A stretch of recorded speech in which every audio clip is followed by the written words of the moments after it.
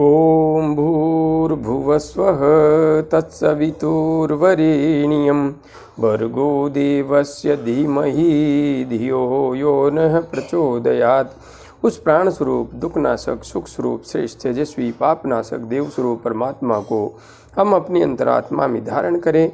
वह परमात्मा हमारी बुद्धि को सतमार्ग की ओर प्रेरित करे। भाइयों बहनों, जय श्री राम, जय गुरुदेव, जय माँ आदिशक्ति। आप सभी भाइयों बहनों के बीच में लंबे समय बाद में उपस्थित हुआ हूँ। हाँ, बहुत अधिक व्यस्तता तो नहीं थी, किंतु मेरे अंदर कुछ निठल्लापन आ गया था और मैं अपने आप को सहज करना चाहता था, क्योंकि कभी कभी ऐसा लगने लगता है कि यह संसार हमें ज़्यादा पकड़ने लगा है। इसलिए जब यह संसार अधिक पकड़ने लगे तो अपने आप को इससे दूर कर लेना अत्यंत आवश्यक हो जाता है। यहाँ पर आप सबको कुछ महत्वपूर्ण सूचना भी देनी है। मैं दिनांक 8, 9 और 10 को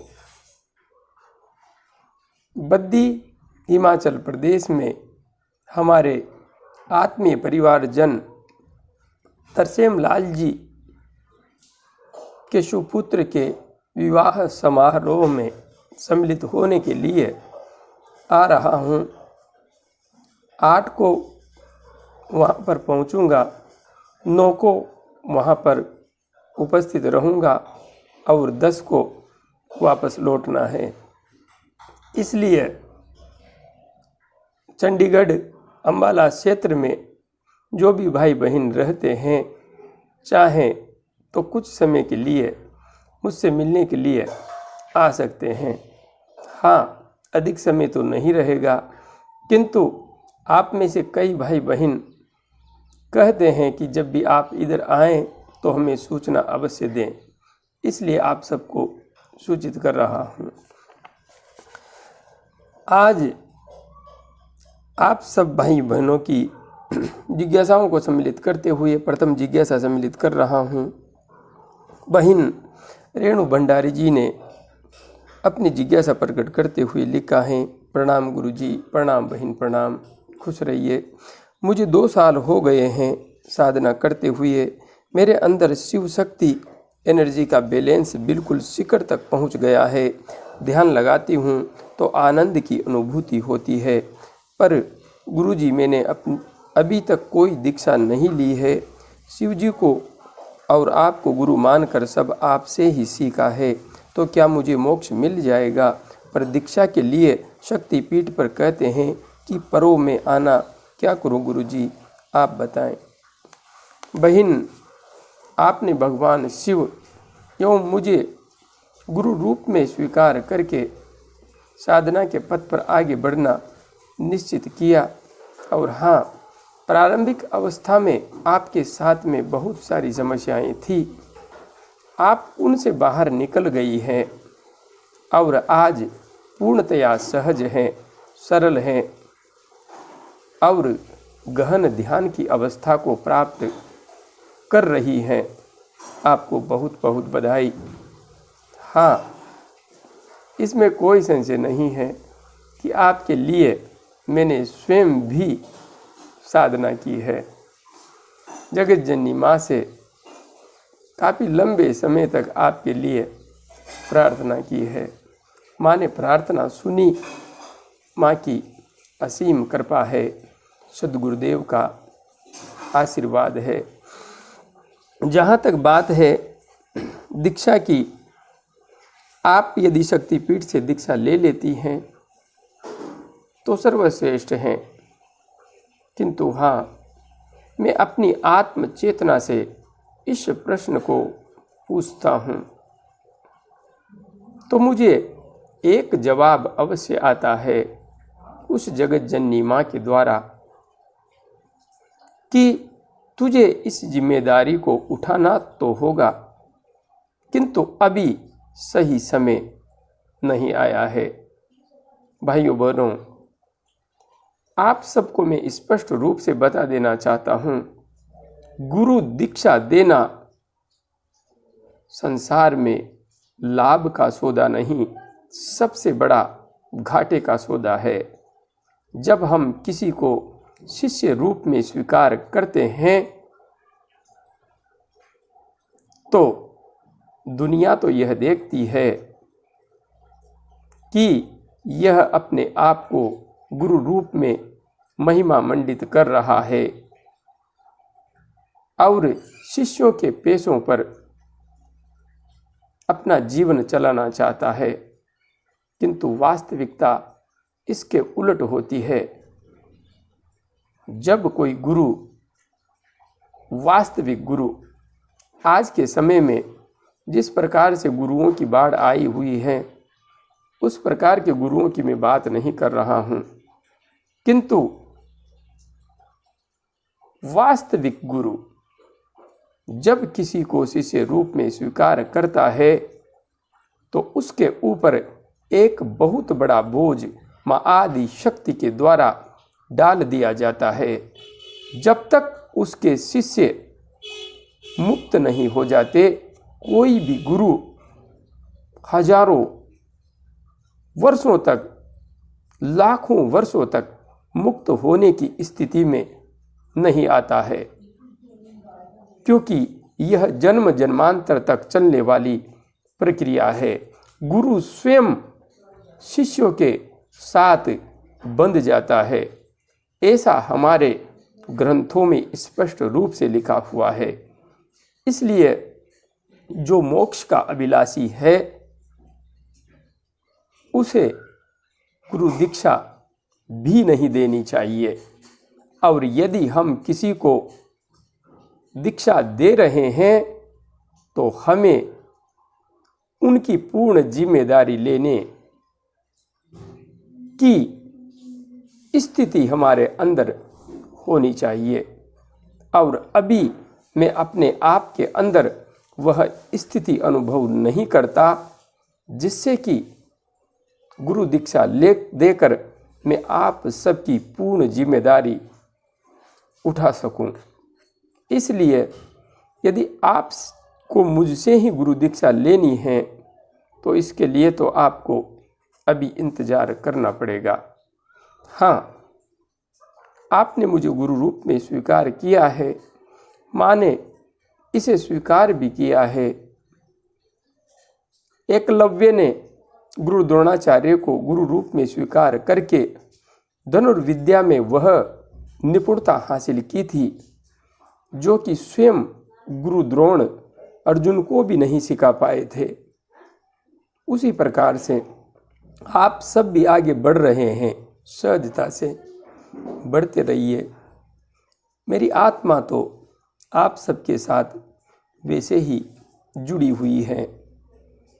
आपकी मुक्ति में कोई भी संशय नहीं है, क्योंकि मुक्ति एक मानसिक स्थिति है।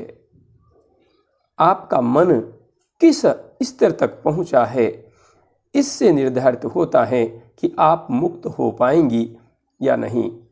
इसलिए आगे बढ़ती रहिए। दीक्षा लेना भी आवश्यक है, हमारे ग्रंथों में स्पष्ट रूप से लिखा हुआ है। वह प्रक्रिया आप पूरी कर सकती हैं नज़दीकी गायत्री शक्ति पीठ पर जाकर। और यदि आप मुझसे दीक्षा लेना चाहती हैं तो समय आने पर माँ का आदेश आएगा। स्पष्ट है, इस जिम्मेदारी से मैं भाग भी नहीं सकता, क्योंकि माँ ने मुझे इस योग्य समझ करके कुछ दिया है, तो यह जिम्मेदारी भी मुझे इस जिम्मेदारी को भी उठाना पड़ेगा, निर्वहन करना पड़ेगा। किंतु माँ की आज्ञा से, सद्गुरुदेव के आदेश से अभी मैं इस जिम्मेदारी का निर्वहन करने योग्य नहीं हुआ हूँ। आगे अमेरिका से बहन शोभिता मुखर्जी ने लिखा है, प्रणाम गुरुदेव, बहन प्रणाम, खुश रहिए। कुछ दिनों पहले थर्ड आई में वाइब्रेशन कूलिंग सेंसेशन शुरू हुआ और अब लगता है थर्ड आई से कुछ तरल रिस के नाक के ऊपर तक आ रहा है। ऐसा हर समय हो रहा है।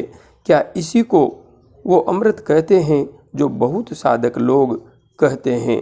साधना में जो भी एक्सपीरियंस हो रहा है सब आपके मार्गदर्शन की वजह से, मीन्स नवाण मंत्र जप से। बहन, आप मेरे से बार बार कहती थी कि मुझे वे अनुभव कब होंगे जो अन्य साधक भाई बहनों को होते हैं। तो मुश्किल से 6 महीने आपको मुझसे जुड़े हुए होंगे और आपके साथ भी वही कुछ होने लगा है जो अन्य साधक भाई बहनों के साथ सहजता से घटित हो रहा था, हो रहा है। हाँ, यह अमृत ही है और यहाँ से ही किसी भी साधक के अंतस्थ में विशिष्ट रूपांतरण की स्थिति निर्मित होती है। अब आपके लिए अध्यात्म जगत के सारे अनुभव सहज हो जाएंगे। और हाँ, मार्गदर्शन तो मैंने किया है, मंत्र भी मैंने आपको बताया है, क्योंकि आपके लिए गायत्री महामंत्र करना सहज नहीं था पारिवारिक स्थिति के अनुसार।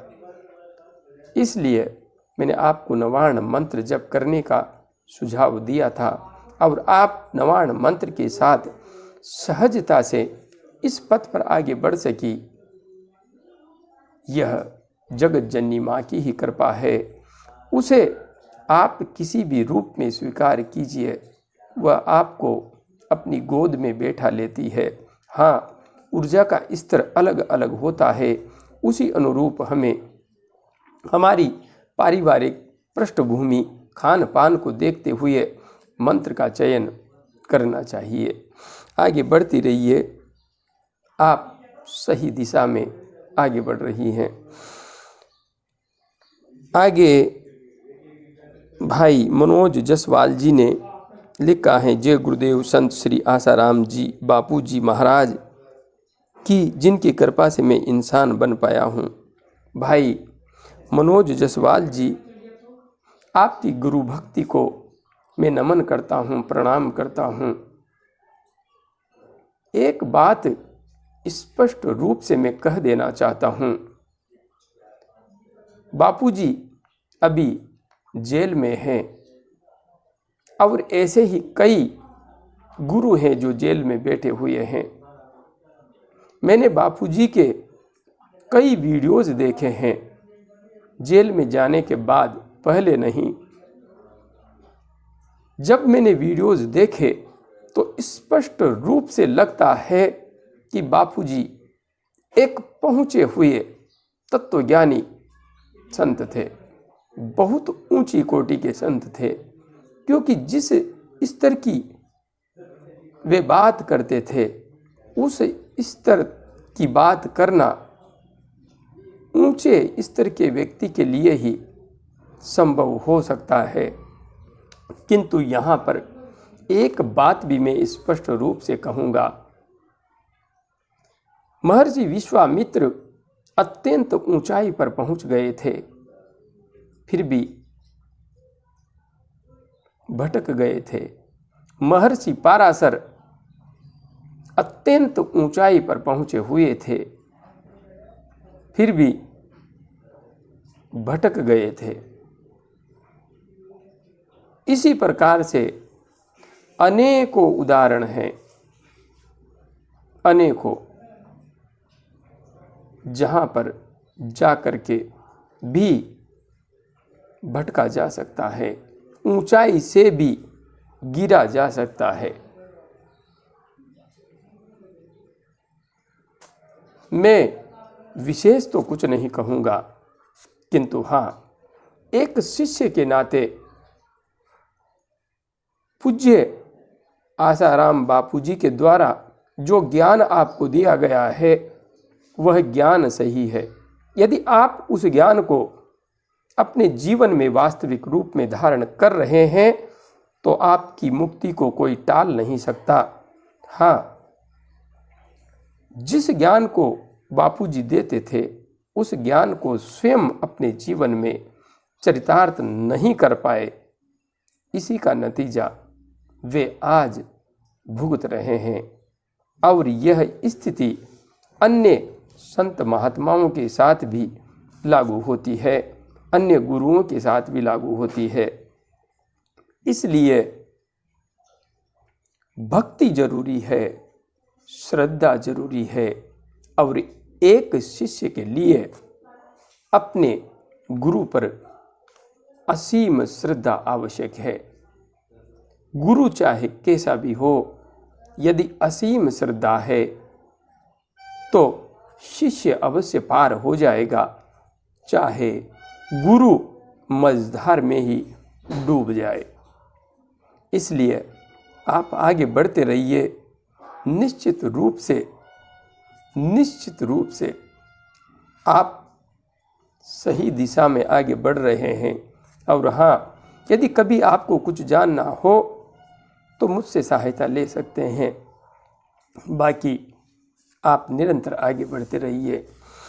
आगे आप सभी भाइयों बहनों ने माँ आदि शक्ति जगत जननी के धाम के निर्माण में अपना सहयोग प्रदान किया है। जिन दानदाता भामाशाहों ने माँ के धाम निर्माण में अपना सहयोग प्रदान किया है, हाँ, वैसे तो कहते हैं कि दान गुप्त करना चाहिए, किंतु मैं इस बात से बिल्कुल भी सहमत नहीं हूँ, बिल्कुल भी नहीं। क्योंकि बुरे काम को लोग डरते हैं, बुरे काम को करने से, इसलिए छिप करके करते हैं। किंतु अच्छा कार्य छिप करके क्यों किया जाए? क्यों? यदि हम कोई बुरा कार्य करते हैं तो समाज में बुरा संदेश जाता है, और बुरे कार्य को छिपकर ही किया जाना ठीक है, क्योंकि इससे कम से कम समाज के ऊपर दुष्प्रभाव नहीं पड़ता। किंतु अच्छा कार्य यदि हम कर रहे हैं तो उसे छिपा कर करने की क्या आवश्यकता है? उसे तो खुले आम ही करना चाहिए, जिससे कि अन्य लोगों में भी इस प्रकार की प्रवृत्तियों का संवर्धन हो। अच्छा कार्य करते हुए जो प्रशंसा प्राप्त होती है, जो सम्मान प्राप्त होता है, इससे अन्य लोग भी प्रोत्साहित होते हैं अच्छा कार्य करने के लिए। इसलिए जिन भाई बहनों ने माँ के धाम के निर्माण में सहयोग दिया है, मैं उनके नाम की घोषणा कर रहा हूँ, क्योंकि उन्होंने एक समर्पण का भाव दिखाया है, और समर्पण बिना श्रद्धा के, बिना विश्वास के नहीं आ सकता। यहाँ पर भाई हरि हिंदू जी, जो कि नेपाल से हैं और अभी स्कॉटलैंड में निवास कर रहे हैं, दिसंबर माह में निरंतर प्रति सप्ताह उन्होंने 3 सप्ताह तक 51,100 की रुपये की राशि माँ के धाम के निर्माण हेतु समर्पित की है।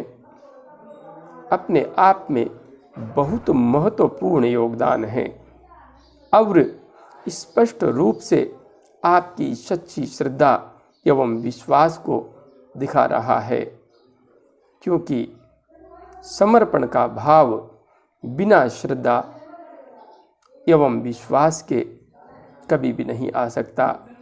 इसलिए उस जगत जननी माँ से प्रार्थना है, पूज्य सद्गुरुदेव से निवेदन है कि आप पर अपनी कृपा हमेशा बनाए रखें, सत्य के पथ पर आपको हमेशा आगे बढ़ाते रहें। बहन सुमन मिश्रा जी, जो कि जयपुर से हैं, प्रति माह 1100 रुपये माँ के धाम निर्माण हेतु समर्पित कर रही हैं, उनकी भी राशि प्राप्त हुई है। बहन बीटू जी बनारस से, उन्होंने 5,000 रुपये की राशि माँ के धाम निर्माण हेतु समर्पित की है। श्रीमान बालचंद जी मीणा साहब ने भी 5,000 रुपये की राशि माँ के धाम निर्माण हेतु समर्पित की है।